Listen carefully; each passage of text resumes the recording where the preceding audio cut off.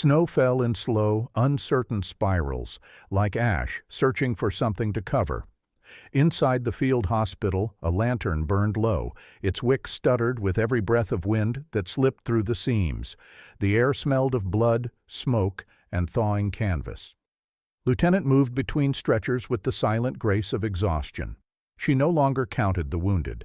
Names arrived, faded, and were replaced by others, like tidewater taking back its shells.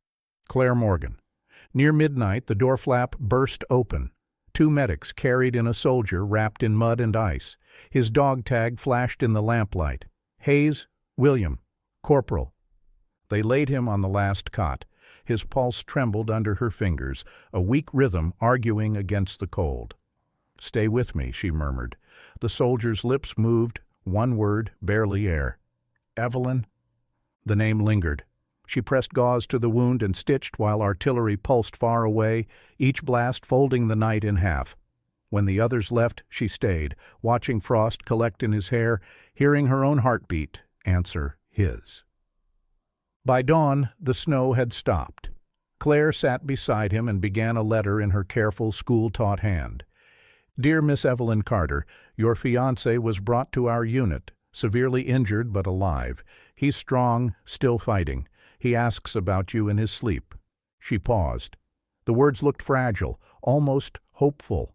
Mail seldom reached the States. Sometimes it came back months later, rain-stained, unopened. Yet she folded the page neatly, sealed it, and placed it with the outgoing pile. At dusk, she stepped outside to breathe and saw the barrel fire behind the tent, the one used to burn spoiled bandages. The envelope felt heavy in her pocket, heavier than honesty.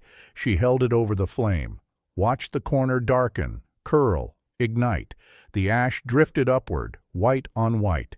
Days blurred. The soldier's fever broke and returned. When he finally woke, she was there, leaning close, voice low. "You're safe." He tried to smile. "Where's Evelyn?" "She'll know you're alive soon," she lied gently. He slept again. She took the blood-spotted photograph from his pocket, wiped it clean, placed it beside his bed. A girl in summer light smiled at a future neither could yet reach. Claire studied it too long, then looked away. Routine replaced reason. Bandages, soup, morphine, paperwork. Yet between one heartbeat and the next, tenderness slipped in, the small warmth of caring too much. He talked of Ohio, a porch swing, the river that smelled of rain. She listened, pretending that listening was duty. One evening, new mail arrived, real letters, thin as mercy. Sorting through them, she found his name written in a woman's looping hand. The envelope smelled faintly of lilac. She should have delivered it at once. Instead, she opened it to be sure it wouldn't upset him. "My Will, the nights are long without you. I still keep the window open just in case the wind carries your voice home." Claire read it twice, then a third time. Hope on paper was dangerous. She folded the letter, hid it inside her journal, and when Will asked about mail, she answered, "Nothing yet. The roads are closed." That night she dreamed of burning snow. When Will grew stronger, he joked to hide the tremor in his hands. "Guess I'm too stubborn to die." "Or too polite to leave me all this work," she said. He laughed. The sound startled them both. The next day she began another letter, this one not from Evelyn but to her, or rather pretending to be her. "Dear Will, I waited as long as I could. The silence frightened me. Please don't hate me. You must live, even if it means letting go." She read it aloud to him the following evening. He listened without moving, eyes on the ceiling, the lamplight washing over his bandaged chest. When she finished, he whispered, "Then that's the end." "It doesn't have to be," she said. He smiled without teeth. "It sounds like one." He turned his face to the wall. Claire felt relief and shame braid inside her like twine, impossible to separate. Snow returned. The war's rhythm deepened. Each day he healed. Each night she added another line to her invisible ledger of lies. 2 more letters came for him. Real ones, she kept them. Her journal thickened, a small, illicit heart beating beneath her uniform. Will walked a few steps without help. The color returned to his cheeks. The more he lived, the more her guilt needed tending. When he looked at her now, something passed between them that neither could name.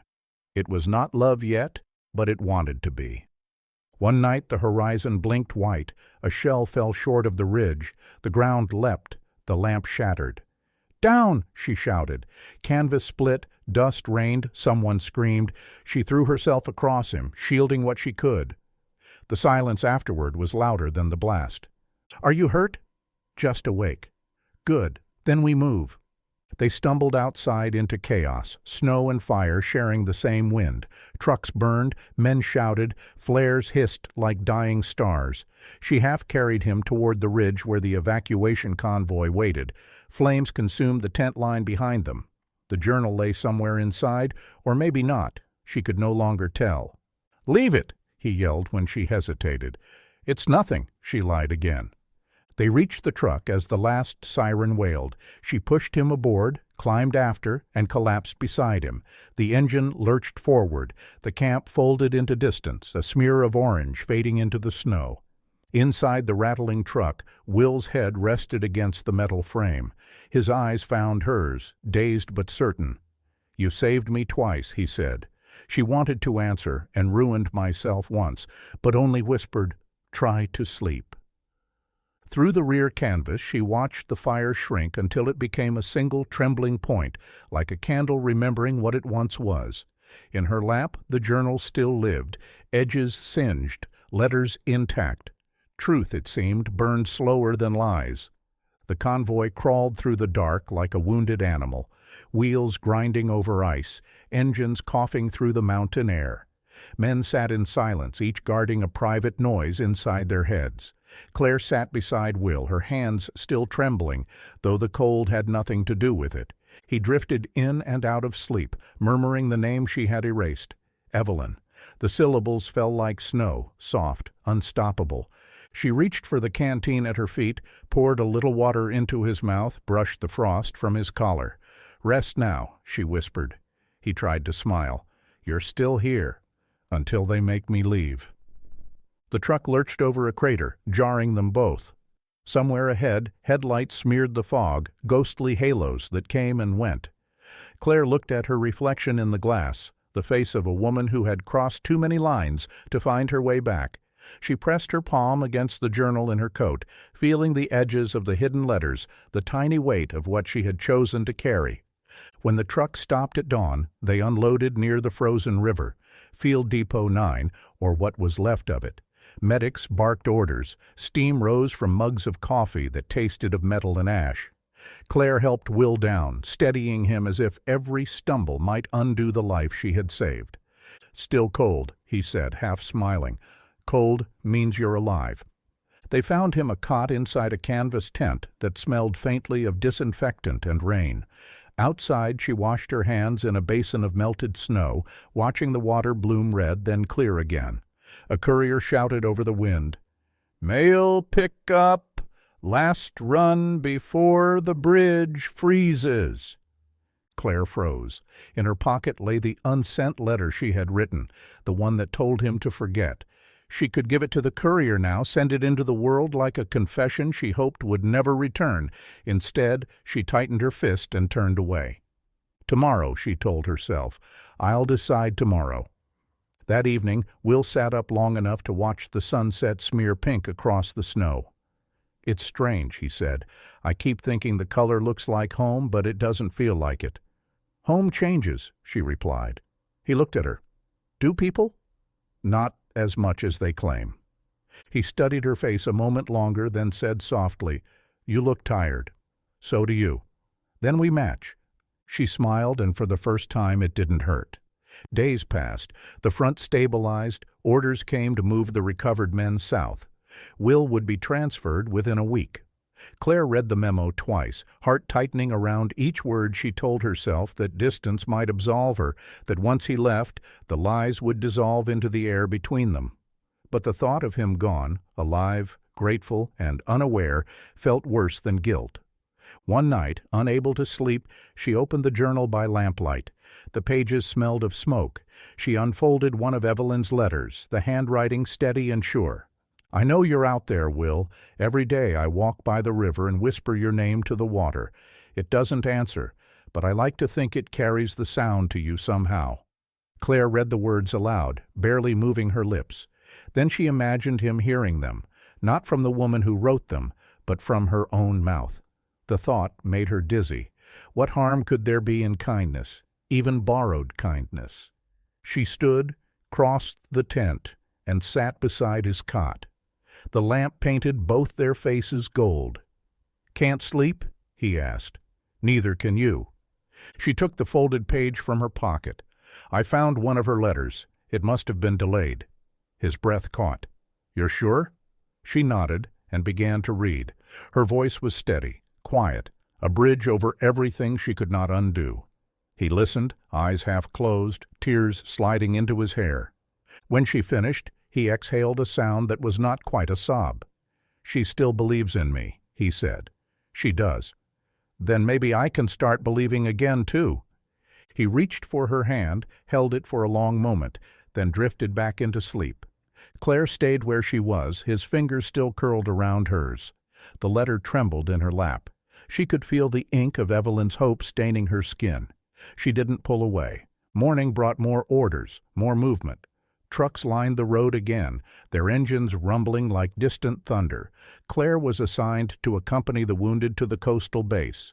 She packed what little she had, her gloves, her journal, the charred edges of a conscience she could no longer tell apart from love. Before leaving, she walked down to the frozen river. The ice stretched clear and silent, the current moving unseen beneath. She opened the journal one last time and looked at the letters, each one a pulse she had stolen, a truth postponed. She wanted to throw them in, let the river decide. But the wind lifted, sharp and cold, and she closed the cover instead. Will waited by the truck, his arm in a sling, his eyes brighter than the day. "Guess we're still traveling together," he said. "Seems that way." "You ever get tired of saving me?" "Every day," she said, smiling, "but I keep doing it anyway." He laughed softly and climbed aboard. Claire followed, the journal hidden under her coat. As the convoy rolled out, snow began to fall again. Soft, endless, forgiving. She watched it blur the world into white, erasing tracks, mistakes, and names. Will leaned against the sideboard, drifting into sleep once more. She looked at him and thought, he's alive because of a lie, and I'm alive inside it. The wind found a seam in the canvas and sighed through like a secret. She closed her eyes and let the sound fill her. Even if the letters never reach him, she thought, my heart already has. The road stretched forward, white, uncertain, waiting. The truck stopped at dusk, where the road split toward the coast. The sky was the color of gunmetal and milk. Light bled through the clouds without warmth. Orders were shouted, papers signed.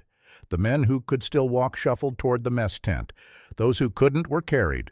The war, Claire thought, had reduced everyone to verbs. She guided Will down from the truck. His boots slipped on the packed snow, and she caught him before he fell. For a heartbeat, their faces were close enough that the wind had to choose whom to sting first. "Still saving me," he said quietly. "Still trying," she answered. They followed the line toward the field hospital, another canvas world smelling of kerosene and bleach. Claire was assigned a cot beside his. Too few nurses, too many wounded. The ceiling hung low, sagging with condensation. At night, drops fell in slow rhythm, counting seconds none of them wanted. The doctor in charge, Captain Brenner, told her to rest. The next convoy would leave at dawn. She nodded, knowing she wouldn't sleep. The air trembled with the weight of unspoken things, pain, relief, and something softer that didn't belong here. Will lay awake, staring at the tent roof. "Strange, isn't it?" he said. "You survive the shooting and then die waiting for silence." "You're not dying," she said. He smiled faintly. "You always sound so sure." "I have to." He turned toward her. "What about you, Lieutenant? What keeps you breathing out here?" She looked down at her hands. "Habit, mostly." He watched her a moment, then whispered, "Then keep the habit. Please." The words fell between them like snow, light, dissolving, impossible to sweep away. Sometime after midnight, the storm came. Wind tore at the seams, rattled the lanterns, and shoved the tent sideways until the poles groaned. Claire rose to check the lines outside. Flurries stung her face. The horizon was gone, replaced by a gray so complete it felt like blindness.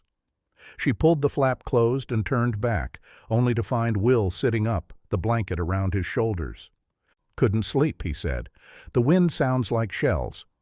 "It's just the weather," she replied, though she heard it too. He hesitated. "When we get back—" "What then?" "Back? Home, Ohio. Wherever you go when this ends."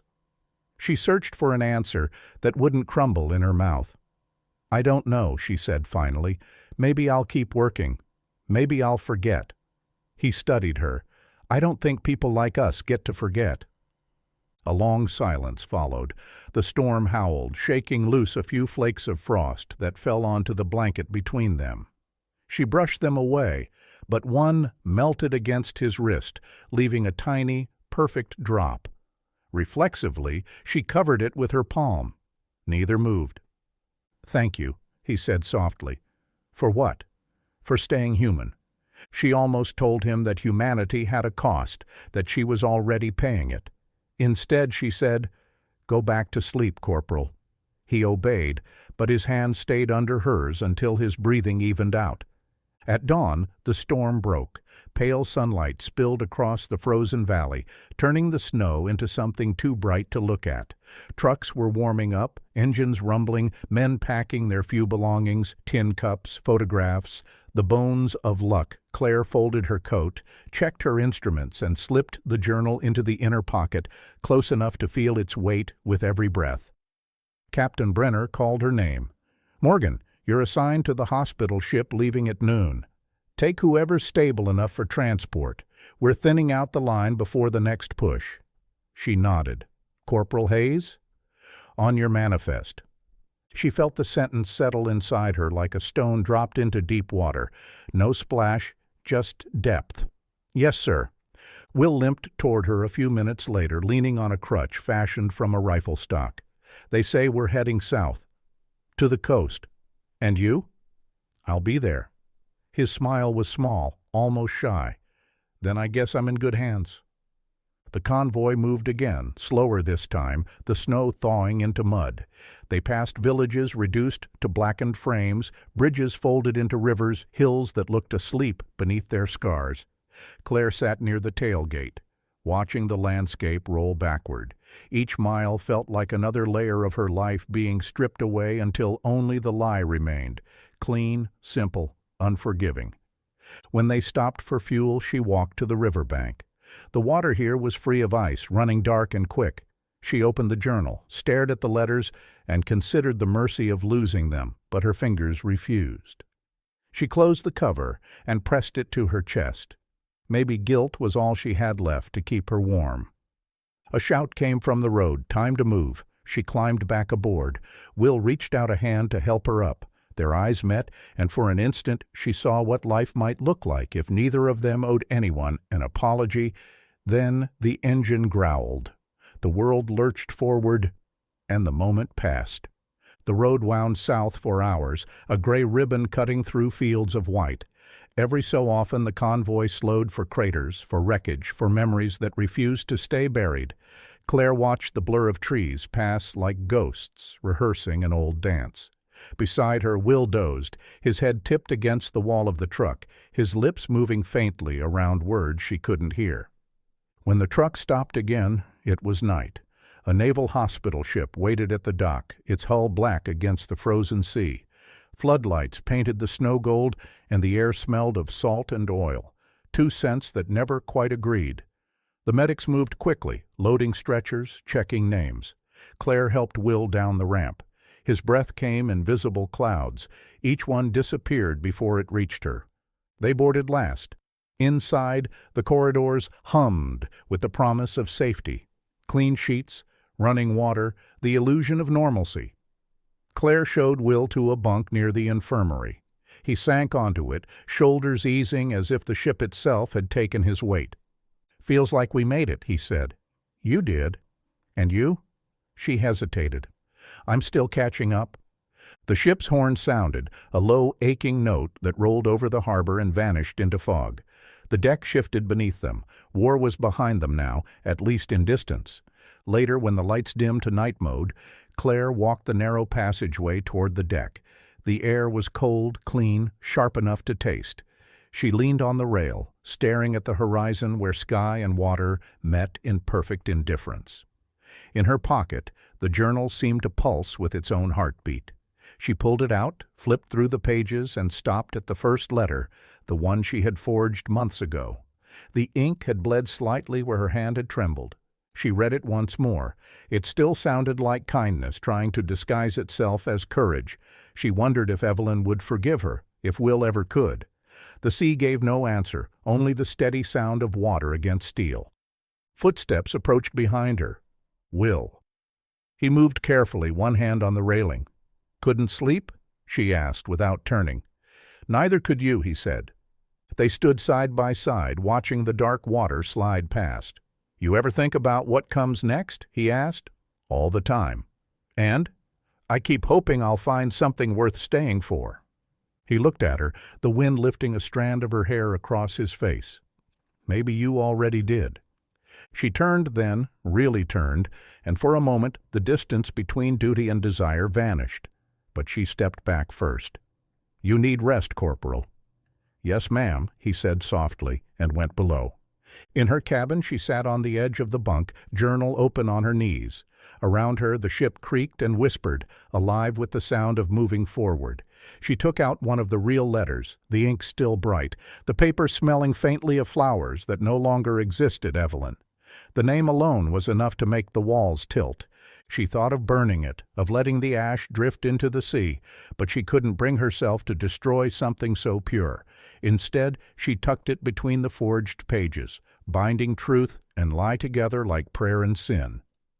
Then she wrote one last note on a blank page, the words trembling but clear. "If he ever finds this, tell him I never meant to steal anything. Not even hope." She closed the book. Outside, the ship's engines deepened their rhythm. By morning they were far from land. The sun rose weakly, a pale coin behind gray clouds. Will was awake, dressed, standing by the porthole. When he saw her, he smiled the way men smile when they believe the worst is over. "First morning without gunfire," he said. "Does it feel strange?" "It feels quiet." He reached for her hand, not as a patient, not as a soldier, but as someone finally unafraid of touch. She didn't pull away. For a few seconds they stood like that, anchored only by silence. Then he said, "When we dock, I'll write to Evelyn. She deserves to know I'm alive." The words hit her like a cold wave. She forced herself to nod. "She'll be glad." He studied her face, frowning slightly.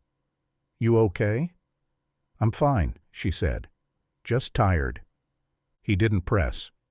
He squeezed her hand once, then turned back to the window. The light caught his profile. Calm, healed, unaware. She memorized it. Hours later, when he slept again, she slipped onto the deck.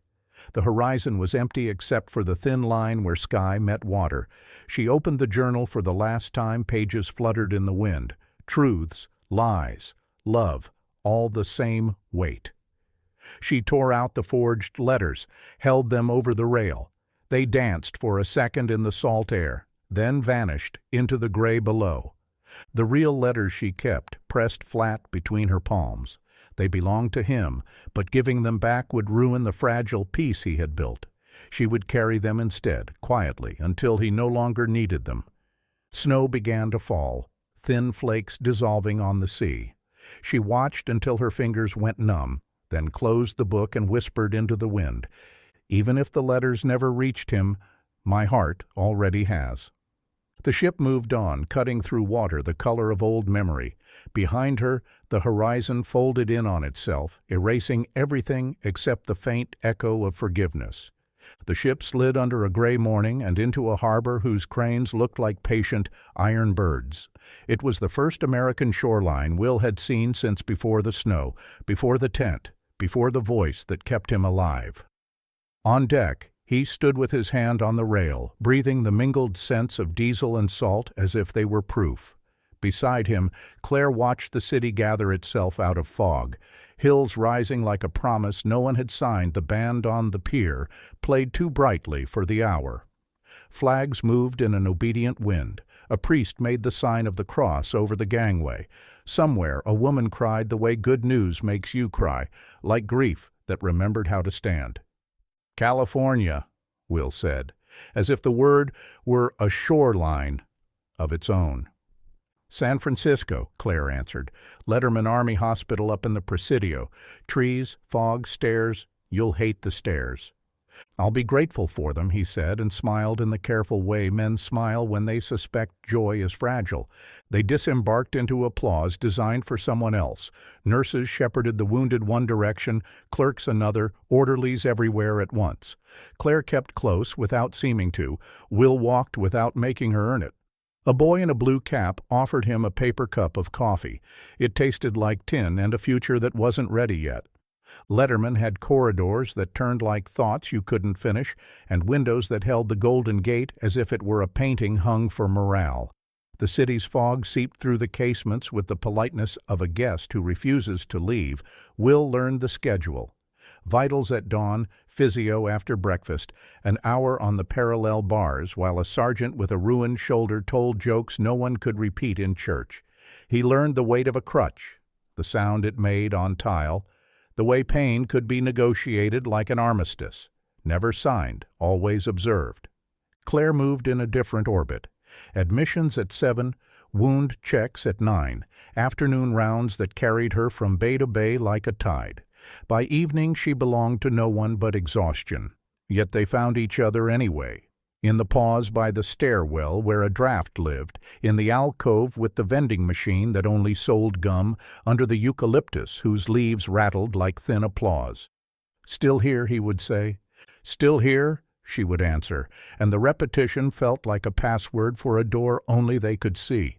On Sundays, when the chapel bell sounded like someone knocking on heaven by mistake, Will sat on a bench that faced the parade ground and watched families arrive with paper sacks of oranges and magazines.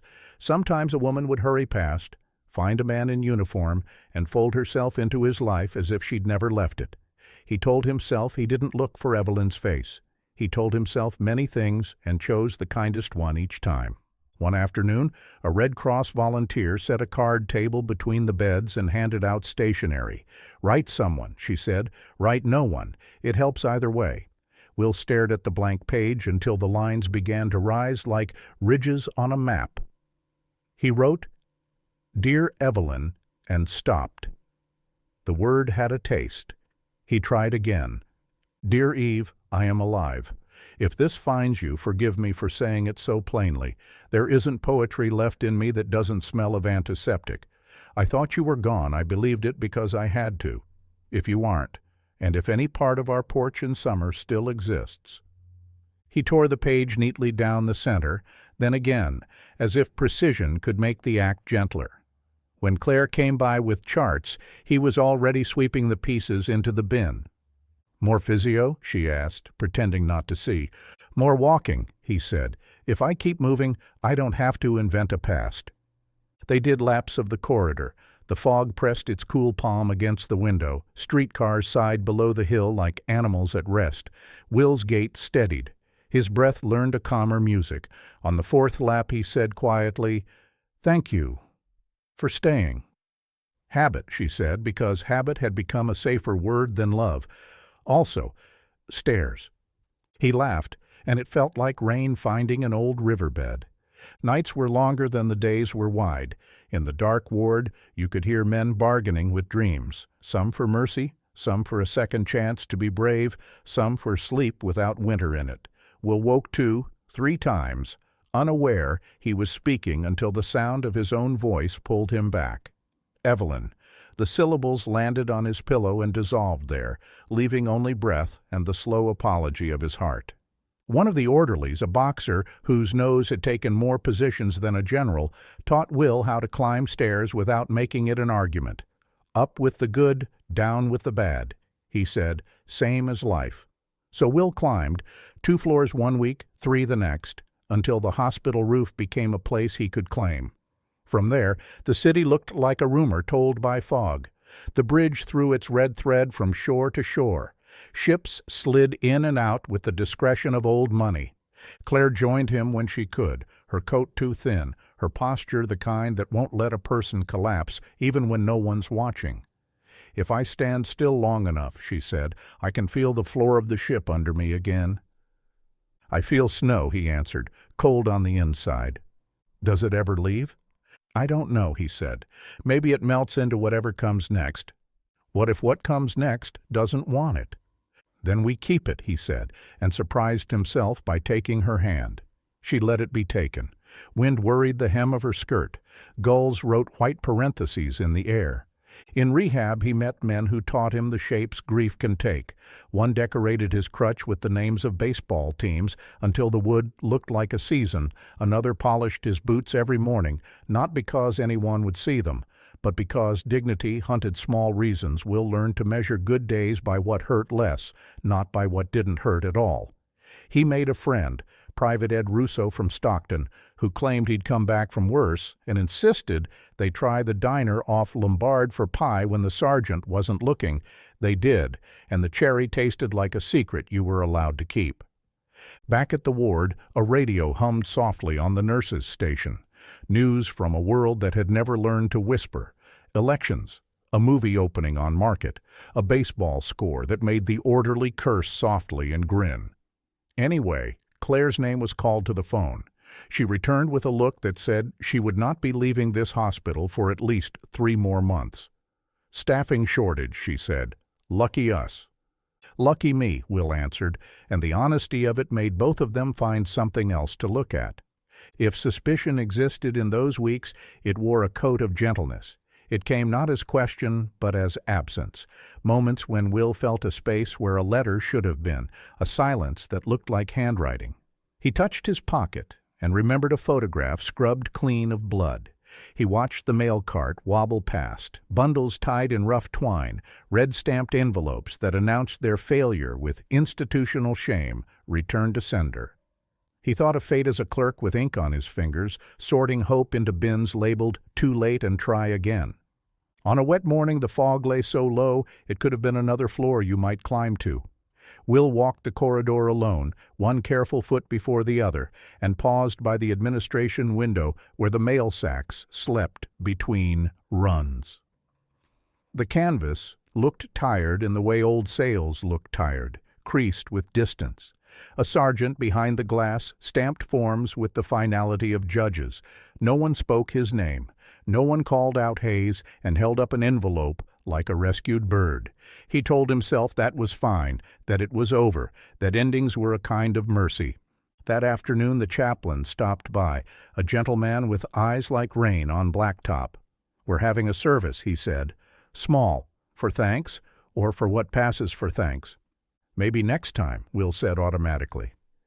"Next time," the chaplain replied, as if promising both of them something simple. In the evening, Claire found Will in the stairwell where the draft lived. He was sitting on the step, elbows on knees, looking as if sitting down were something you could do to time. "Pain?" she asked. "Not the kind you can chart," he said. "I'm just between things." She sat beside him, the metal rail cold against her shoulder. Below, a cart squeaked down the hall like a mouse practicing the violin. Above, someone laughed too loudly and turned it into a cough. "Between things isn't a bad place," she said.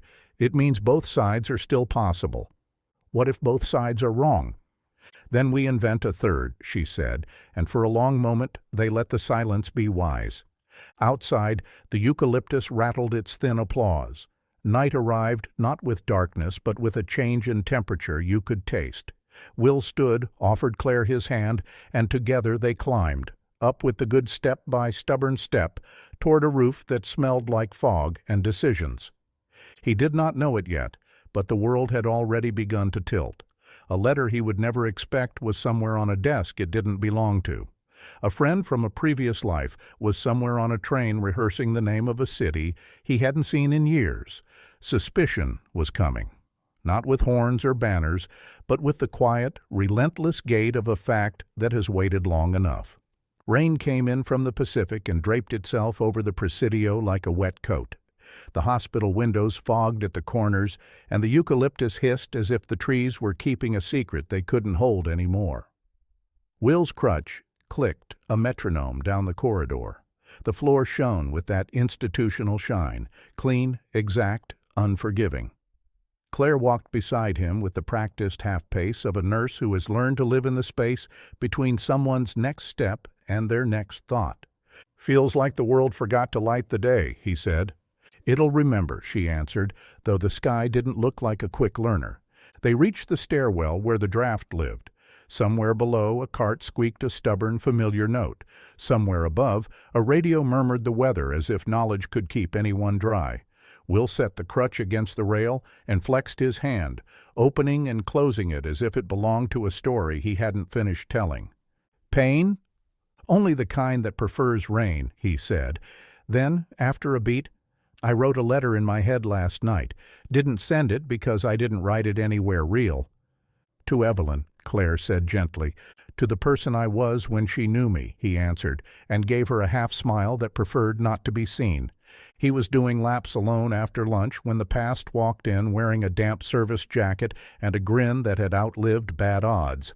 Sergeant Paul Jenkins, taller than memory, thinner than luck, filled the ward doorway with a familiar crooked ease. "Hayes," he barked, and then softened, voice catching on relief. "Hell, Will, look at you." They met in the middle of the aisle like men who'd promised each other a future and then somehow kept it. The embrace was careful around the ribs and the new metal in Will's leg, but the thump on the back was old, true. "What rock did you crawl out from under?" Will laughed. "The nice one by the tracks. Stockton VA sent me south for a consult. Heard you were here. They let me ride a train so old it remembered better days." They talked with the speed of people making up for time they didn't own. Names, places, the kind of jokes only men who've shared the wrong kind of weather can afford. When Claire arrived with afternoon meds, Paul turned, polite and instant. "Lieutenant," Will said, "this is the loudest, quiet man I know. Paul Jenkins." "Ma'am?" Paul nodded, water still glistening on his cap brim. "You're the one who kept him in one piece." "Some of the pieces," she answered. The rest refused to cooperate. Paul's grin flickered, then steadied. "I brought something," he said, tapping the dry satchel at his side. "Wasn't sure. Figured better in person." Will tilted his head. "What is it?"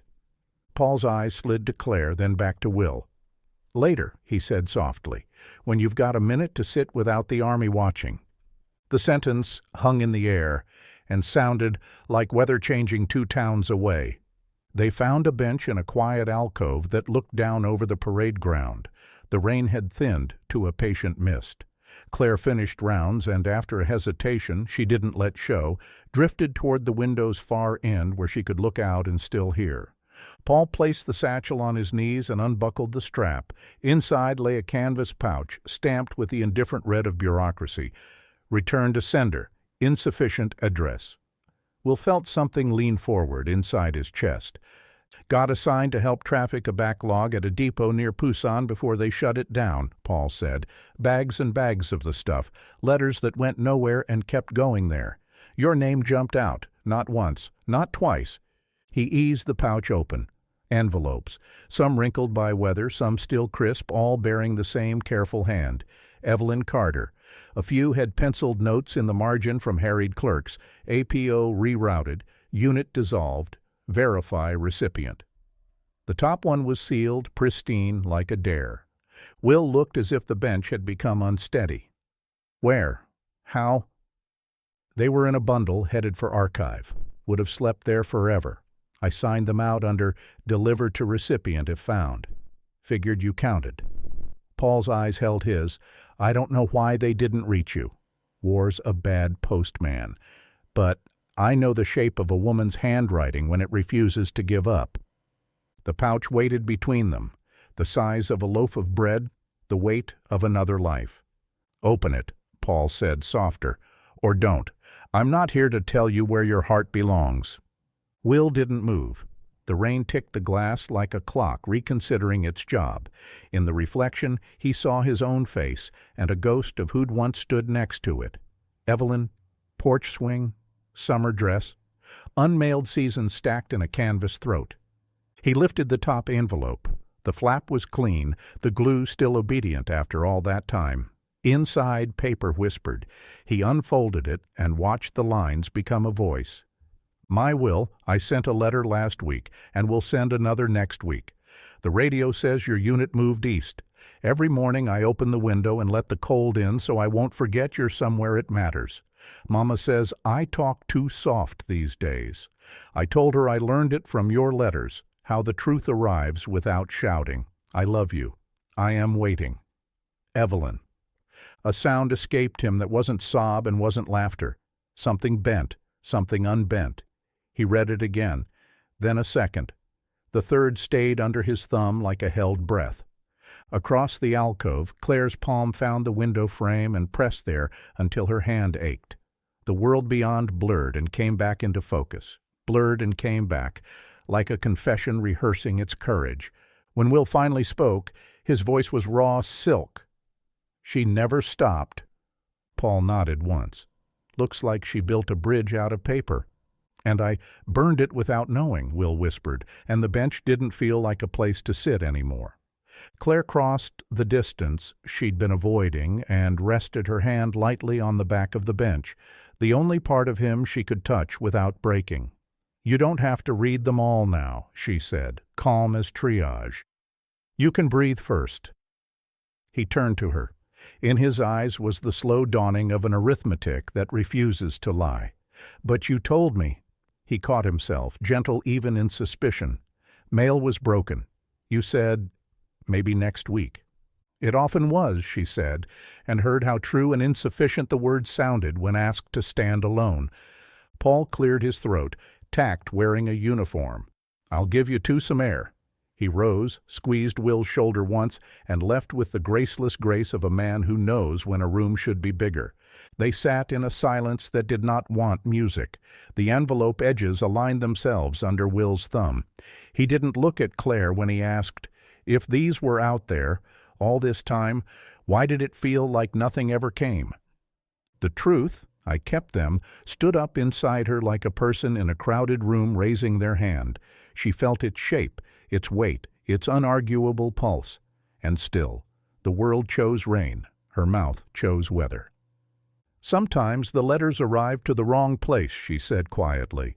Sometimes they arrived and the moment didn't. Timing turned everything into a different sentence. Did you see any of them? His tone was not an accusation yet. It was prayer asking for accurate maps. She looked at the eucalyptus leaves, shivering on the wet air, and said the only sentence she trusted herself to survive. I saw hope, she answered. I was afraid it would hurt you. A small flinch passed behind his eyes. Quick, private. Hurt then, he murmured, more to the window than to her. At least it's true. He slid the letters back into the pouch with the care of a man resheathing a blade. I need some time, he said, gentle as morphine, final as a signature. I'll be nearby, she whispered. I know. He stood, steady enough to make the crutch an afterthought, and moved down the corridor with a gait suddenly older than morning. The rain resumed its tutoring of the glass. Claire remained at the window, forehead resting where her palm had been. Behind her ribs, a flutter, pages riffling themselves toward an ending she wasn't ready to read. She had wanted the truth to arrive like a doctor, brisk and healing. Instead, it came like weather, everywhere at once. That evening, Will found Paul in the cafeteria staring at coffee as if it would eventually confess. They sat at a back table where the lights failed to pretend warmth. The canvas pouch lay between them, a guest too polite to interrupt. I need to ask, Will began, and the words felt like weightlifting. In Korea, did you ever see letters get stopped by someone who thought they knew better? Paul met his eyes and decided to be a better friend than a comfortable one. Will, the war teaches people strange kinds of mercy. Sometimes that mercy gets arrogant. I don't know what happened to yours. I know they existed. Will nodded as if accepting terms. I keep hearing her voice in these, and then I hear another voice I trusted saying she was gone." He swallowed. "Both can't be true." "Sometimes both are true," Paul said, "at different times, in different people." Will looked toward the door where the corridor began, toward the draft, the stairs, the roof where fog makes promises. "I want to believe in after," he said, "but I can't do it with ghosts." "Then ask the living," Paul answered softly. When Will returned to the ward, Claire was charting at the station, pen moving with the steady mercy of routine. He placed the pouch on the desk between them like an artifact recovered from a riverbed. "Claire," he said, her name deliberate, stripped of rank, of refuge, "I need you to tell me something, plainly." Her hand stopped. Rain tapped the window in a rhythm that could be counted and still not understood. "Did you ever hold a letter that belonged to me and decide I shouldn't see it?" The question entered the room and sat down in both their chairs. Claire's throat tightened on 3 answers, the merciful one, the strategic one, the true one. She lifted her eyes to his and let the ellipses fall away. "I did," she said. The rain, as if satisfied, finally began to let up.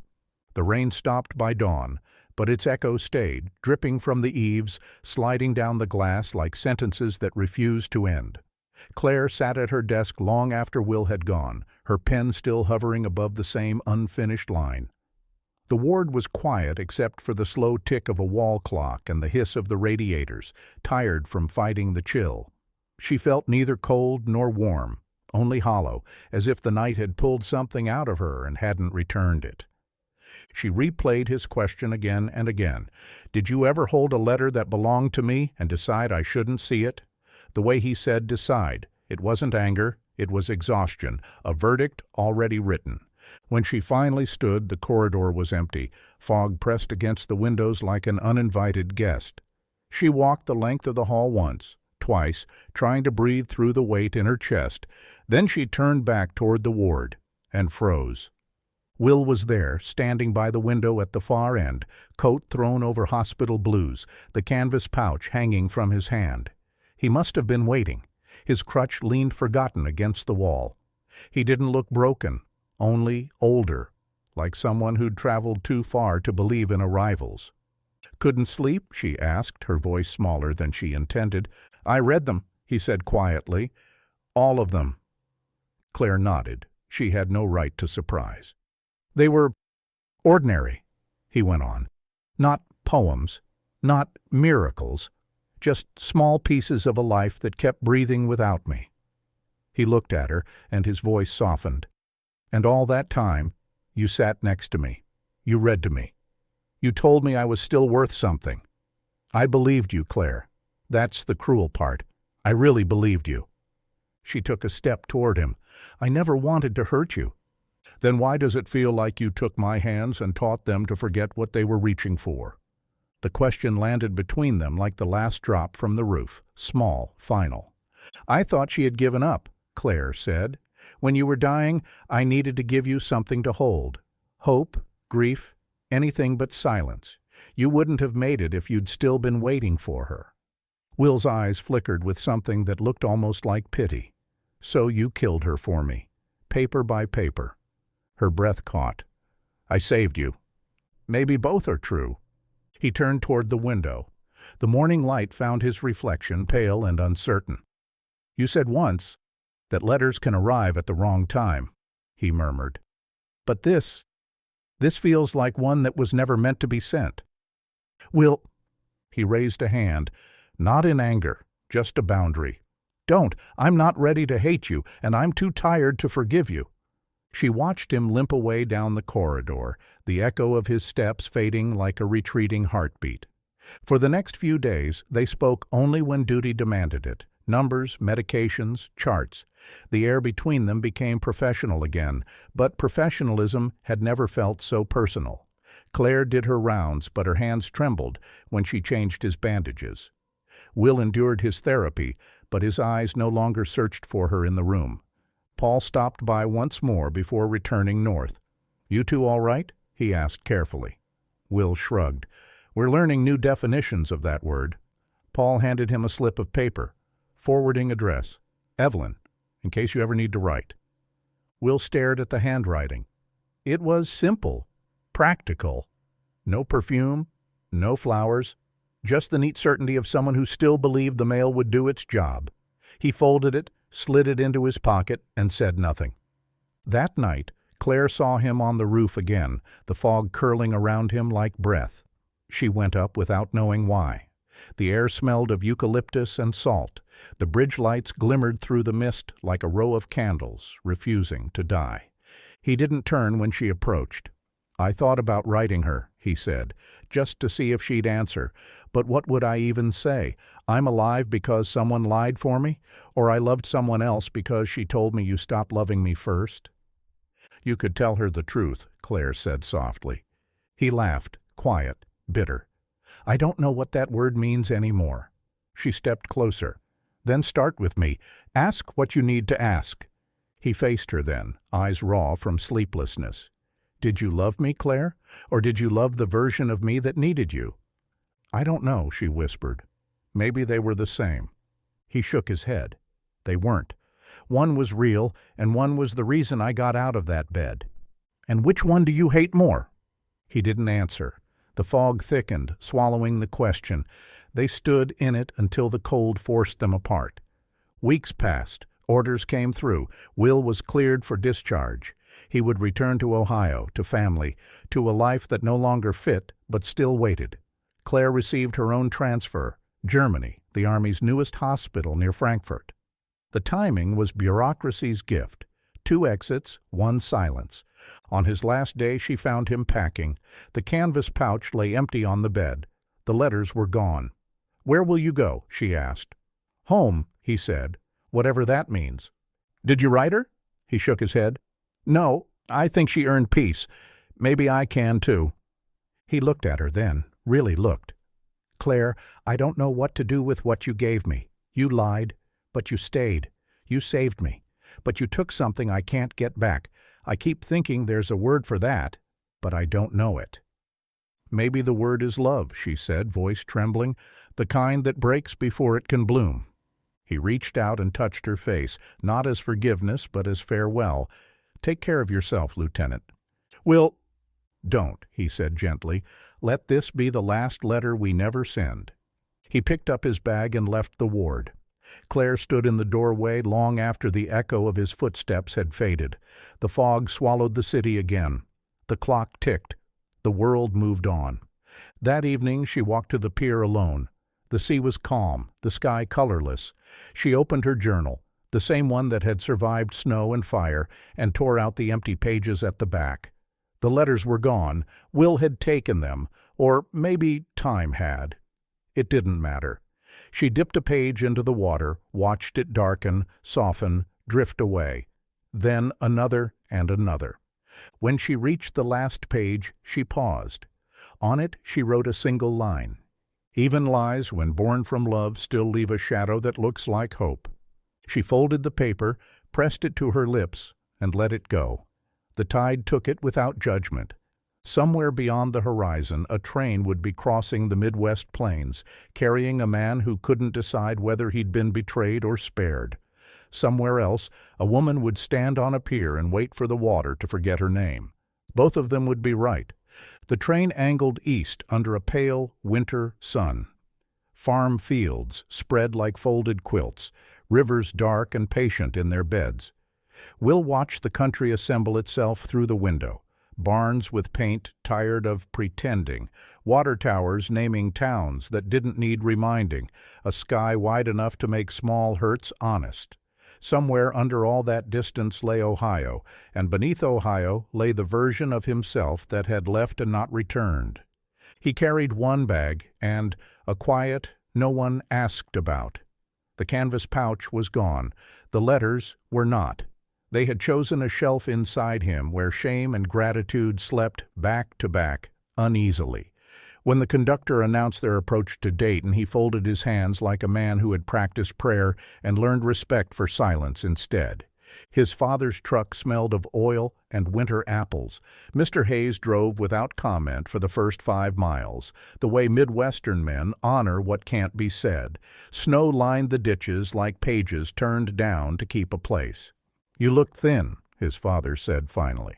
"Working on scandal," Will answered, and they both smiled at a safe angle. They passed the diner with the pie, the feed store where the clerk still weighed nails like decisions, the high school bleachers leaning against a field. The Hayes house waited at the end of a road that preferred not to hurry. The porch swing creaked when the truck rolled in, not from wind but from memory. Inside, the warmth was practical, not generous. His mother moved with the same economy she'd taught him, no wasted steps, no empty hands. She rapped him briefly, fingers finding the honest places, wrist, cheek, the tendon at the back of the neck, and then stepped away to rescue a pot from boiling over. They ate stew that had learned patience. A radio murmured about a factory strike 2 counties over. When his parents asked after his leg, he told them the part that could be charted. When they asked about what came next, he said, "Work, then see." They did not ask about Evelyn. They did not need to. Her name already sat with them like a chair no one used. That night, Will lay in his old room, the ceiling fan blades angled like held breath. He could catalog what the war had taken, weight, sleep, a certain easy trust in forecasts, and still not arrive at the most expensive item. What would he even say if he saw her? "I loved you. Then I loved someone who kept me alive by telling me you stopped. Both things can be true. Both things can be cruel." He slept eventually, not because he deserved it, but because bodies insist. Morning snow came soft, respectful. He walked to town with a gait that announced itself only on stairs. At the post office, Mrs. Wilkins greeted him with the exact kindness she had dispensed since he was 7, and mailed his first postcard to a cousin in Toledo. "Welcome home, Corporal," she said, offering him an envelope addressed to his parents from a cousin who still spelled his name with an extra L. Behind the brass boxes, sacks slumped against the wall. The same exhausted canvas he had seen in Korea returned to sender. He felt the small itch of rage arrive and take a seat without his permission. He crossed the street to the diner. The same bell over the door lied about joy. A waitress who'd once been 3 grades ahead of him set down coffee without asking and said, "On the house, Will," like pity had a ledger, and she trusted him to balance it. He didn't go to Evelyn's road that day nor the next. He stacked kindling in the shed, changed a belt on the hay baler, sat with his father and replaced the plug wires on the truck because a man should know the difference between spark and fuel. He let his hands remember competence. At night he read the newspaper all the way to the farm reports, then the obituaries because names deserved to be spoken, even if mouths were tired. On the 3rd afternoon, the river reminded him. It ran north of town with a winter patience, brown and sure, carrying last summer's leaves toward a place that would make sense of them. He walked the towpath, the sky low enough to touch. He stopped where the bank bent around a cottonwood and stared at water until it gave him the answer he already knew. Her house looked the same and not at all, fresh paint on the porch rail. New wind chimes, a braver sound than he remembered, shivering in the slight wind. A child's sled leaned by the steps, red as a decision. The yard held the quiet of a life that had chosen itself during his absence. Evelyn came out with a scarf half-tied and a hairpin in her mouth. She stopped on the top step when she saw him, the kind of stop that sets time down very carefully so it won't break. The pin fell into her palm without her noticing. He took his cap off because respect is muscle memory. "Hi, Eve." The second syllable landed and gentled itself. "Will," she said, his name finding its older shape in her voice. You're home." For a while he answered. The phrase was more honest than forever and less cruel than goodbye. She came off the step slowly, as if the distance between them were a surface she needed to test. Close enough now to see the new lines at the corners of his mouth, the thin scar above his eyebrow, the steadier way he stood close, enough for him to see that her eyes still matched the river in late afternoon. "I wrote," she said, the apology arriving with the fact as if they were twins. "A lot." "I know," he said. The words carried their own weather. "I didn't." She winced, then put the wince away. "Are you all right?" "I'm alive," he said, "and learning how to be that without instructions." They almost laughed. They almost cried. Instead, she gestured toward the porch. "Do you want—" He shook his head. "I shouldn't stay. I only came to see if you were—" He searched for something safe. "Well, I am," she said, and the truth did not apologize. "I—" She glanced toward the sled. "Will, I married last spring." He let the sentence be a chair for his next breath to sit in. "Good," he said, and meant it through the sting. "Good. He's kind," she added, not as defense, but as gratitude. "He doesn't know this part. I never knew whether to hope or to grieve, so I tried both. And then—" She looked at him as if to ask permission to have survived. "I chose a life." "You were allowed," he said, and the words weren't clean, but they were right. "I'm glad." They stood in that fine, impossible air, the one made of respectful distance and unspent years. Wind touched the chimes. The sound made a small map of light across his ribs. "Will you tell me—" she began, then stopped. "No, you don't owe me stories." "I owe you thanks," he said quietly, "for writing to a man who wasn't there to read. It kept a place for me I couldn't keep myself." She lowered her eyes, laughed once because it kept something from breaking. "Then I'm glad the place wasn't wasted." A voice from inside the house called her name with the sleepy lilt of a child rehearsing comfort. She glanced toward the door. "I know," he said. She reached out without quite touching his sleeve. "Be happy, Will. However you do it." He nodded, then turned, before the moment could become a museum. The towpath received him again. The river kept doing its one honest job. Behind him the chimes made a music he would not forget. He walked until the light thinned and the cold grew opinionated. On the ridge above town, smoke braided itself into the evening. He thought of Claire, of the deck's rail cold under his hands, of the particular way her voice said, "Rest," and meant live. He thought of the forged letters dissolving into gray water and the real ones sleeping in a drawer in his room, still unopened since his return, not because he feared them, but because he wanted to choose the day they would be true. At supper his mother asked about the weather. His father asked if the truck still idled rough at stop signs. He answered both questions gratefully. After dishes, he stepped onto the porch and let the deep Ohio dark fold around him. Crickets rehearsed a promise the season wouldn't let them keep.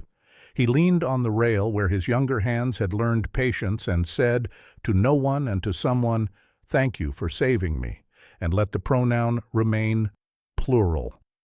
He wrote a letter that night, not to Evelyn, not to Claire, to the space between them. "I stood by the river and it remembered me. It remembered who I was and did not ask whether I deserved it. I don't know what to do with mercy that arrived by lie and stayed as truth, but I think I can walk with it. I think that's what legs are for when they're done with war." He did not mail it. He folded it into the drawer with the others. Then he slept, and the man who dreamed was not the man who had left and not yet the man who would wake. Morning would ask for a choice. He could feel it approaching, the kind that turns a life not with thunder, but with the quiet weight of a hand on a door you've already decided to open. Morning brought a sky rinsed clean of yesterday. The frost on the fence rails shone like someone had tried to write his name in light and given up halfway. Will stood on the porch with a mug of coffee gone half cold and watched the breath leave his mouth, dissolve, return as fog. The silence of the land was a language he remembered, fields that spoke in acres instead of words, the distant bark of a dog translating belonging. He had come home, yet home behaved like a photograph, recognizable, flat, incapable of answering back. His mother hummed in the kitchen. His father tapped a pipe against the ashtray as though punctuation could keep the day in order. The newspaper lay open to stories that did not need him. Will's leg ached with the old rhythm that reminded him pain was just memory, learning how to count. In the drawer beside his bed, the letters waited. He opened it, stared at the stack bound by a ribbon that used to be white. He touched the top envelope, the last one Evelyn had written before the mail stopped chasing him. On the back, she had written, "If this ever finds you, it means the world hasn't forgotten how." He closed the drawer. Mercy could wait. A week later, a letter of his own arrived. The handwriting stopped him mid-step before he even unfolded it. It was Claire's. Careful, deliberate, the kind that carries both apology and duty. Will, I don't know what forgiveness is supposed to look like when it's honest. Maybe it's just two people agreeing to live with the same ache. I've been transferred to Frankfurt. The air here smells like snow pretending to be spring. I spend my days rebuilding men into versions of themselves that can bear daylight. I think of you each time one of them stands without permission. If this letter angers you, let it. It means you're still alive in the places that matter.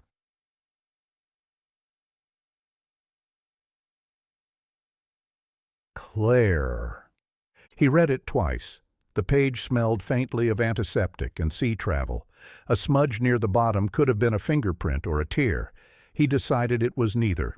He folded the letter carefully, slid it back into the envelope, and placed it on the table beside the lamp. It sat there for hours, bright under the shade, a small piece of Europe glowing in Ohio. That night he dreamed of the hospital corridor, the one with the draft that never tired. In the dream he was walking toward the stairwell. Claire waited at the top, her face half in shadow, holding an envelope like an offering. He reached out, but the letter dissolved before he could touch it, turning into the thin gray of morning. He woke with a start, the room still dark, the real letter where he'd left it. The dream refused to explain itself. Days became a pattern of chores and pauses. The Hayes farm measured time by what needed mending, the gate hinge, the roof shingle, the habit of looking east. Yet in the quiet of evening, the sound of the train passing through town became unbearable. It meant movement elsewhere, lives continuing. Finally, on a Friday when the wind carried the smell of thaw, Will packed a small case and told his parents he was visiting a friend out west. His father nodded once, knowing more than he said. "Take the truck," he offered. "I'll manage," Will said. "Then at least take the map." "I already know where I'm going." He didn't, not really, but the lie felt like company. The journey to New York was long and stitched together by transfers, delays, and the occasional kindness of strangers. He found himself on a ship again, the Atlantic spreading out beneath him like a thought too big to hold. The sea carried a different sound this time, less about endings, more about the stubbornness of beginnings.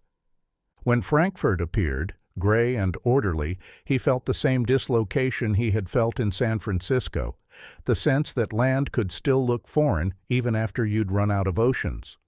The hospital sat on a hill outside the city, glass and brick rising from the ruins of what had been. Snow gathered on the steps like folded linen. He found her name on the roster at the reception desk. Lieutenant Claire Morgan, Recovery Wing, Ward C. The orderly led him down a corridor that smelled faintly of carbolic and patience. His boots made a sound that seemed to remember where it had been. When she looked up from her chart and saw him standing there, the pen slipped from her hand. For a long moment, neither spoke. He noticed her hair shorter now, the uniform looser on her frame, the same steadiness in her eyes that had once commanded him to live. "You came," she said finally. "I read your letter," he replied. "Then you know everything I could say." "Not everything." He stepped closer, the silence between them rippling like glass in a draught. "Why write to me at all?"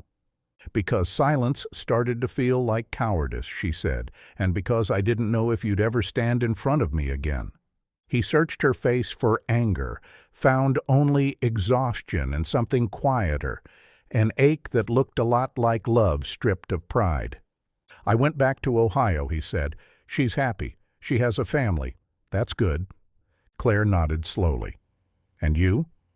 "I'm learning that peace isn't a place you reach. It's a decision you make every day until it stops feeling like work." She almost smiled. "Then you're already ahead of me." For a long moment they simply breathed in the same air, as if measuring whether it could still hold both of them. They walked later through the snow-dusted courtyard. The sky was a dull silver, the kind of color that forgives everything. The air smelled faintly of coal smoke and pine. Will's limp was softer now. Her step matched his out of habit rather than pity. "I don't know what this is," he said quietly. After everything. It doesn't have to be named, she replied. Names make cages. He stopped. But it needs to mean something. She turned toward him, eyes steady. Then let it mean that two people did the wrong things for the right reasons and are still here to learn from it. He considered that, the breath between them clouding and disappearing. Do you believe we get to start over? No, she said, but we get to keep walking. And sometimes that's the same thing. He reached into his coat and pulled out one of Evelyn's letters, the first she'd written, the one he'd read beside a different window, under a different sky. He held it out. This belongs to the truth, he said. You should see it. She unfolded it with care, eyes moving across the neat lines. When she looked up, tears stood unshed but certain. She loved you without expecting return. He nodded. So did you. Claire folded the paper, handed it back. Keep it. It's yours, like all the things we can't undo. Snow began to fall again, soft, reluctant. Around them, the hospital lights flickered on one by one, warm squares in the gathering dusk. Will looked at her and said, Maybe tomorrow you can show me the ward. Maybe I can help. She tilted her head. You planning to enlist again? Just as a volunteer, he said, for the living. Her smile this time was small, genuine. Then we'll find you a uniform that fits. They stood there until the cold persuaded them back inside. The snow covered their footprints quickly, as if forgiving them in real time. Snow kept falling through the week, not in storms, but in a slow, deliberate hush, as if the sky were trying to apologize for something it couldn't name. Frankfurt turned softer under it. Edges blurred, sounds dimmed. The hospital grounds became a cathedral of white, where footsteps appeared and vanished before anyone could claim them. Will stayed on as a volunteer, part patient, part ghost, helping men relearn gravity. He changed bandages, pushed wheelchairs through corridors that smelled faintly of citrus cleaner, wrote letters for those whose hands still shook. The work made sense. It asked for presence, not perfection. Claire watched from a careful distance, her voice calm, her clipboard and armor she didn't entirely need anymore. At night, they would sometimes meet in the staff canteen, 2 cups of coffee between them, the clock above the counter, pretending not to listen. Conversation moved like the snow outside, quiet, persistent. I used to think healing was something you waited for, Will said one night. Now I think it's something you do, even when it hurts. Claire nodded. And forgiveness? He looked at his reflection in the dark window. Still working on that one. You don't owe it to me, she said softly. Maybe not, he replied, but I might owe it to myself. The silence that followed wasn't empty. It was an agreement neither had signed, but both understood. One morning in February, the mail truck brought a bundle of letters addressed to recovering soldiers. Will sorted through them out of habit. Halfway down the stack, he found one with handwriting he recognized immediately. His own. The envelope was stamped undeliverable, addressee relocated. Inside was the letter he'd written to Evelyn weeks before leaving Ohio, the one he never intended to send but mailed anyway on the day he decided to come here. He unfolded it and read the words aloud in the empty corridor. Eve, I stood by the river and it remembered me. I don't know how to tell you what survived or what didn't. There was someone who saved my life, and in doing so, rewrote it. If Mercy ever finds me again, I hope it looks like her. He smiled without meaning to. The letter had done what it could. It had traveled the wrong roads, met the wrong people, learned humility, and returned home to say, You tried. He slipped it into his coat pocket and walked outside. Snow whispered underfoot. The trees stood still as soldiers awaiting orders they already knew. Claire found him near the chapel, the cold turning their breath into visible sentences. You disappear when it snows, she said. I blend better that way. She stepped beside him. There's talk of sending me stateside. Washington wants reports, training manuals. I think they're tired of war pretending to end. He looked at her. And you? I'm tired of pretending anything ends, she said. I'm thinking of leaving. For where? Somewhere that doesn't need nurses more than it needs kindness. He studied her face, the way light caught on the small scar by her jaw, the way she looked at the sky as if it were a mirror that could finally tell the truth.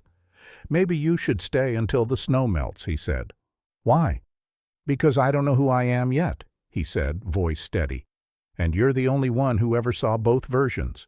She met his gaze, a faint tremor crossing her breath. "Will, what you felt back then, what I let happen, it was born out of fear and loneliness. It wasn't fair to you." "Maybe not," he said, "but fairness doesn't build much. We both lived because something unfair decided to be kind for once." Her laugh was small, raw. "You make it sound like grace." "Maybe it was," he said, "ugly grace, but grace." They stood like that, two figures in a white field, the world finally quiet enough to let them hear their own hearts learning new rhythm. That evening she packed her quarters. The hospital had arranged her transfer, and a driver would come by morning. She moved methodically, folding uniforms, sealing a small tin box of photographs, sliding her journal between shirts. On the desk lay one blank sheet of paper, a habit she hadn't been able to break. She sat, uncapped her pen, and began to write. Not a confession, not a goodbye, just truth without audience. Some lies live so long they start doing good by accident. I think that's what we were. Not right, not wrong, just necessary at the time. She paused, then wrote a final line. "If he ever asks where forgiveness begins, tell him it started before either of us knew its name." A knock interrupted her. She folded the page but didn't hide it. "Come in." Will stepped through, snow melting from his shoulders. He looked uncertain for the first time since returning. "They told me you're leaving." "In the morning," she said. "Orders." "Do you want to?" "No," she admitted, "but I think it's what comes next." He nodded slowly. "I came to give you something." From his coat he drew a single envelope, the letter that had returned to him. "It found its way back," he said, "like everything seems to." She hesitated, then took it. "May I?" He nodded. She unfolded it, eyes moving across the page. When she reached the final line, "I hope Mercy looks like her," her breath broke quietly. "You wrote this?" "Yes. I think it was meant for both of you." She handed it back. "Keep it. You earned its ending." He smiled, small and tired. "Maybe we both did." The clock ticked between them. Snow brushed against the window like hands asking to come in. "I don't know if I can love again," he said, "but I know I don't want to stop trying." "Then don't," she whispered. "Try for both of us." He reached out, and this time she didn't step back. His hand found hers, fingers cold, but sure. For a moment there was no war, no guilt, no unsent letter, only two people who had run out of lies and were still standing. He kissed her forehead, a benediction, not a claim, and said, "Be safe." "You too," she said. "And Will, thank you for reading the truth when it finally arrived." He left before she could cry. The sound of his boots faded down the corridor, replaced by the distant hymn of the chapel bell. She sat until the bell stopped, then placed the folded note she'd written inside the drawer next to his returned letter. 2 pages, hers and his, nestled like the living and the dead, learning to share a bed. At dawn the driver came.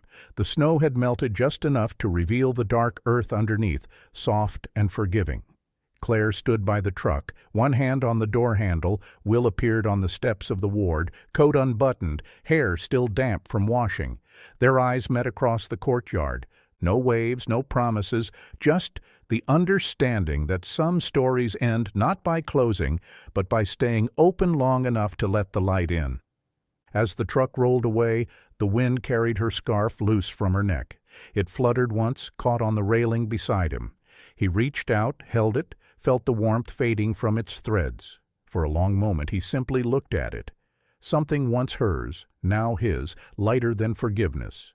Then he smiled, folded it carefully, and slipped it into his coat pocket. The sun pushed through the clouds, weak but honest. The longest winter was ending. Years moved the way fog moves over water, not in lines, but in soft, patient sheets. The world changing underneath without calling attention to itself. In Ohio, mornings began in the dark and grew ordinary by light. Will learned the weight of habit again. Coffee in a chipped mug, the porch step that sighed under his heel, the dog that wasn't his but treated him like a promise. Anyway, he fixed small things around town, hinges, radios, fences that leaned the way tired men lean, until people started introducing him as someone who knew how to make broken stay useful. He said yes to work that fit in his hands and no to the kind that needed a bravado he'd misplaced. On Tuesdays, he taught a night class at the vocational school, engines and the quiet logic of timing, boys with grease on their knuckles listening as if certainty could finally be learned. He kept one drawer for letters, not many, a census of his interior performed in paper. The topmost was the one that had come back from the Atlantic, his words folded into the salt like a half-remembered hymn. The others were blank sheets he dated anyway, proof that on certain evenings he had sat down to speak and decided silence would tell the truth kinder. Sometimes he drove to the river, the old towpath subdued by weeds, the cottonwood grown wider in the middle like a man who had learned to carry himself differently. He would stand there a while with his hands in his coat and let the water insist on being water. It did not argue about memory. It did not ask for an ending. It went on, and the going on was a relief he didn't need to defend. He saw Evelyn from across a street once, her hair pinned up against a brisk wind, the stray light of a grocery window warming her cheek. The child at her side, mittens, serious eyes, pointed at a jar of candy and forgot the question. Halfway through the asking, Will felt the old ache rise and then, unexpectedly, set. Not absence, not regret. Just the clean knowledge of a door that had been closed carefully enough to keep out weather without slamming. He tipped his cap when she glanced up. She nodded once, a hello that respected the shape of the years. That night he wrote nothing and slept as if the body had finally learned gratitude. He did not talk much about the war, but certain shapes had become ordinary companions.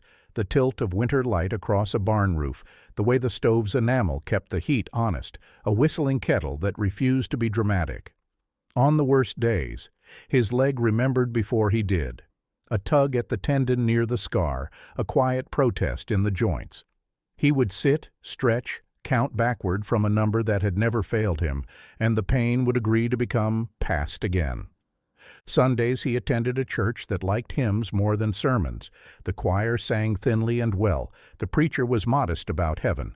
Will liked the parts where no one spoke, the organist finding a key, the congregation settling into the pews, the way the old roof answered winter with a long comforting crack.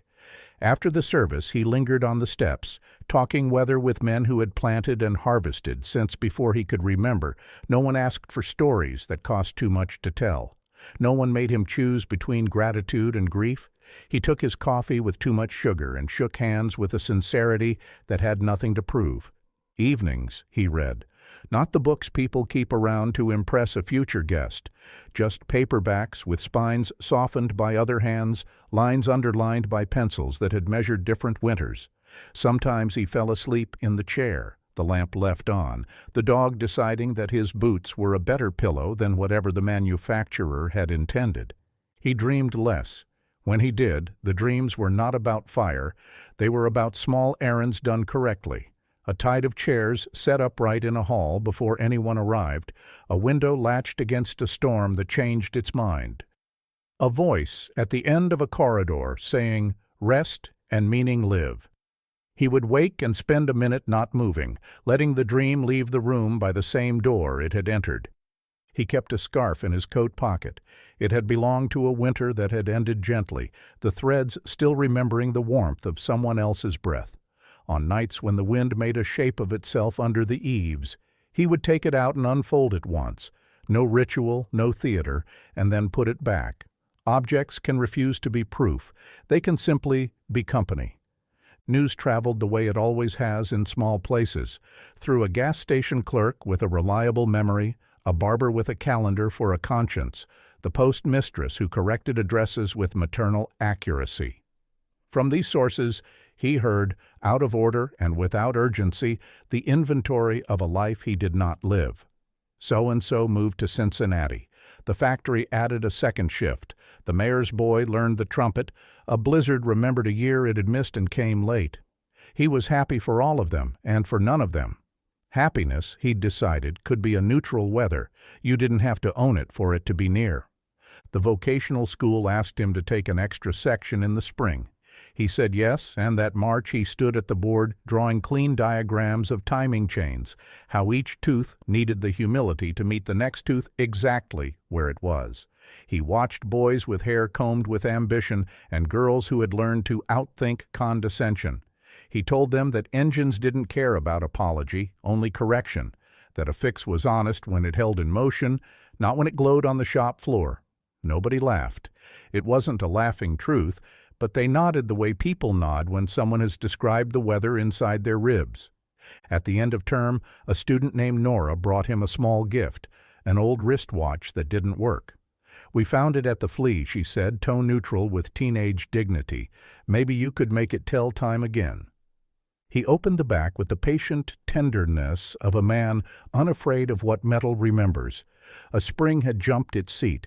A wheel had sulked out of alignment. He coaxed the pieces back where they belonged and listened. The second hand stuttered once and began to circle, shy at first, then convinced. Nora grinned with her whole face. "See?" she said, as if proving something larger. He handed it back with the solemnity, "Good teachers fake and good students forgive." He walked home through a dusk that had set its mind on being kind. The river kept its shoulder against the bank. Somewhere a radio argued baseball with the night. On his porch he sat the length of one song and tried to name the station by the static between verses. When the stars appeared, they did not ask him for anything. Elsewhere, far east and one country south of decisions, life gathered itself around a different set of ordinary.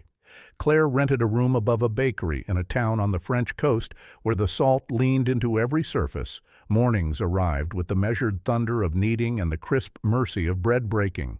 She worked at a clinic that had outlived the war by becoming necessary in quieter ways, births that arrived early and insisted on staying, fevers that needed nothing more than clean water and the confidence to prescribe it, old fishermen who refused to stop being brave and settled for being careful instead.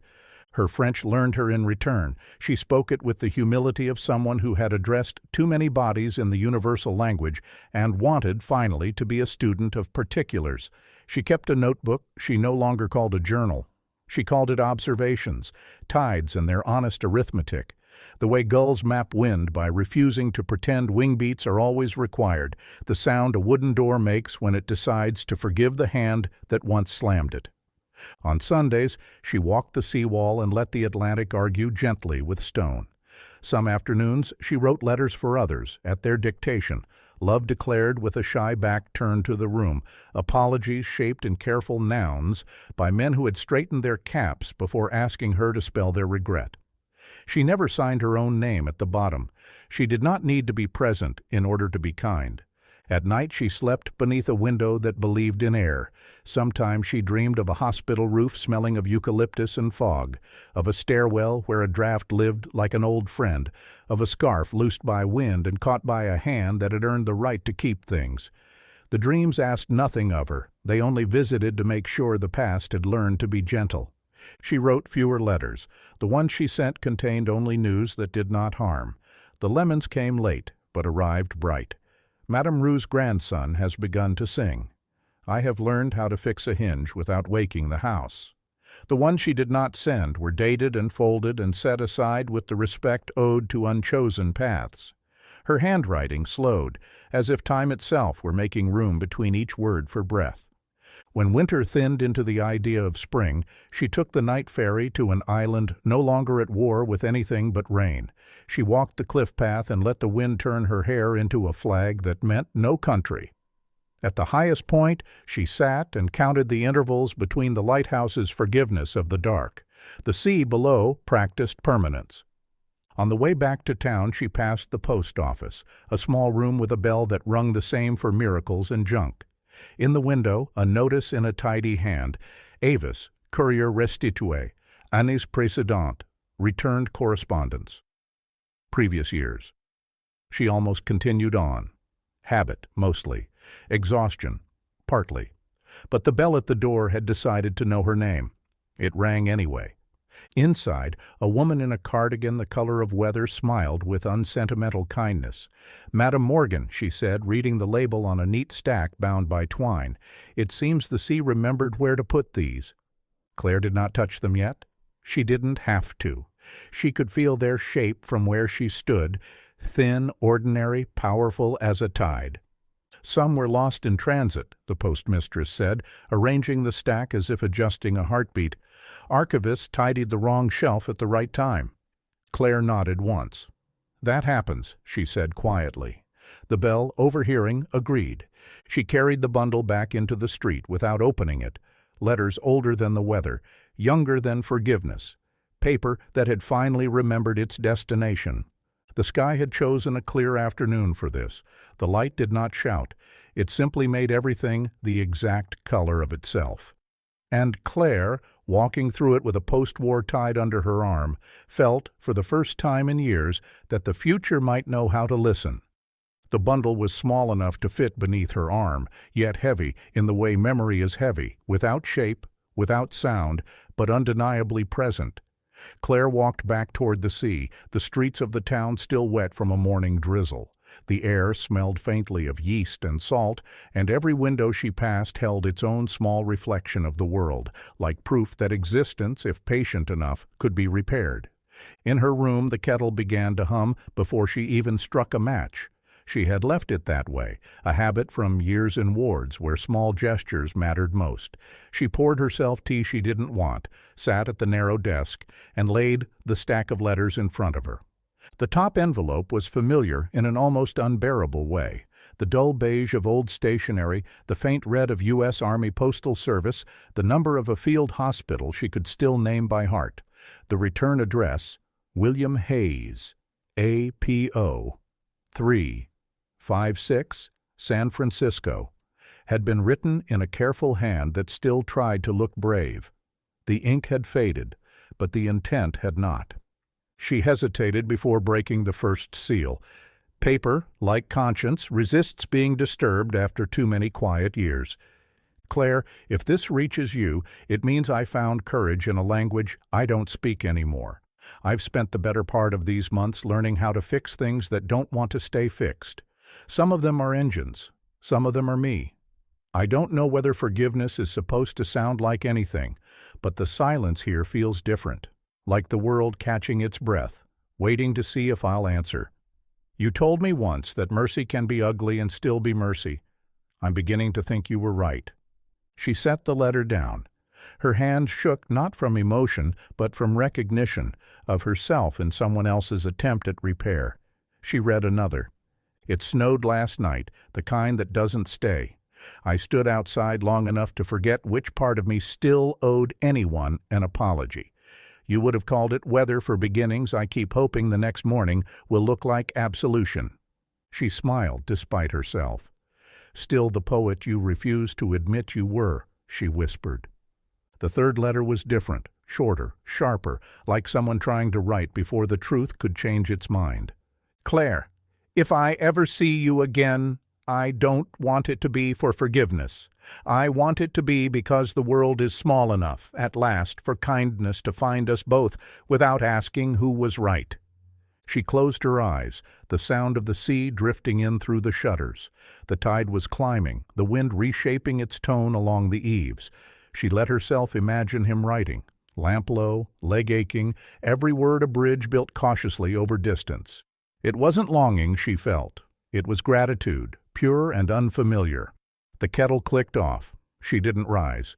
From the bottom of the stack, one envelope stood apart, its seal cracked by salt water, edges worn. The date, 1953. She remembered that year, the hospital transfer, the ship to Europe, the scarf that left her neck and never came back. She slid the paper free.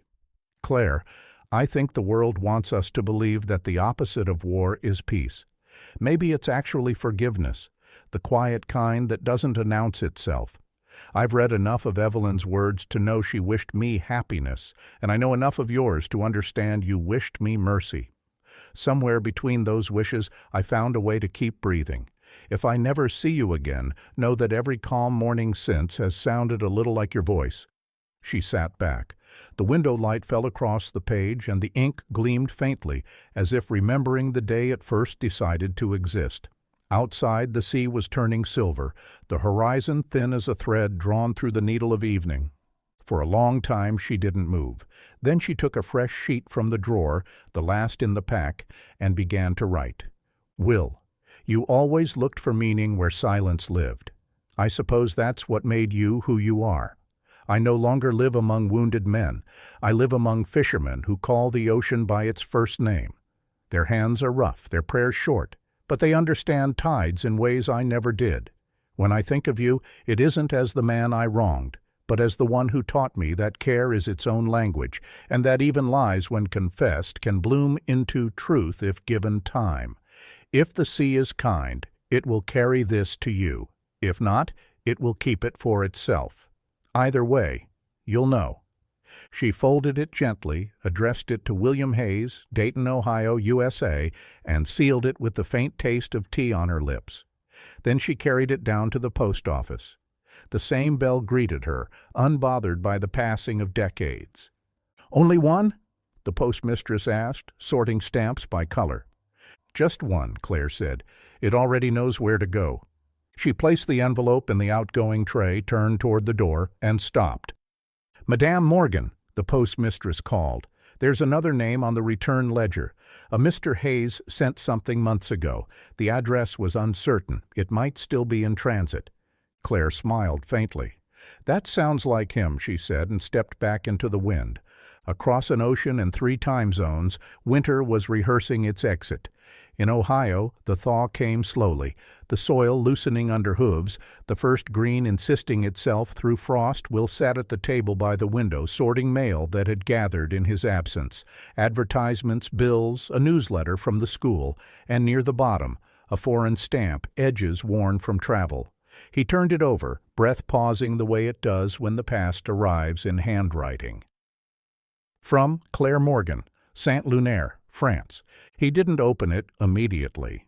Instead, he poured coffee, stood a moment in the doorway, watching the field surrender its snow, and only when the kettle began to hiss did he return to the letter. He opened it carefully, the paper's dryness a reminder of how long it had traveled.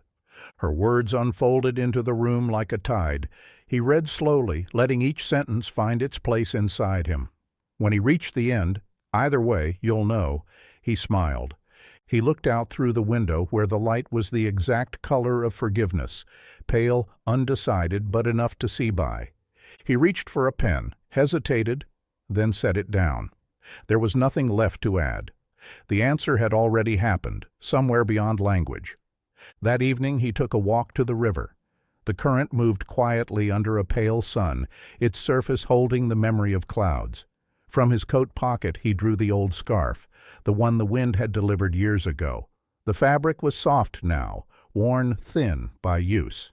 He tied it loosely around his wrist, as if to keep company with something unseen. He looked across the water, and though he couldn't possibly see her, he imagined she was somewhere where the same wind touched her face. Maybe she was standing by the sea. Maybe she was reading his letters. Maybe she wasn't thinking of him at all. It didn't matter.